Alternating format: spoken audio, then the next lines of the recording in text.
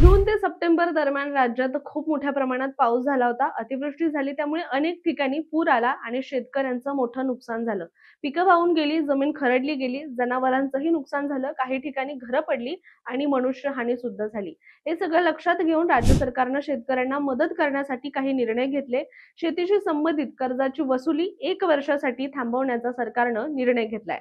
याबाबतचा आदेश महसूल विभागानं काढला असून बँकांना सुद्धा सूचना देण्यात आलेल्या आहेत. ज्या गावांमध्ये आणि तालुक्यांमध्ये अतिवृष्टी झाली त्या भागातील शेतकऱ्यांना याचा लाभ मिळणार आहे. दरम्यान अतिवृष्टीनंतर शेतकऱ्यांचं मोठं नुकसान झालं होतं, त्यामुळे शेतकऱ्यांनी संपूर्ण कर्जमाफीची मागणी सुद्धा केली होती.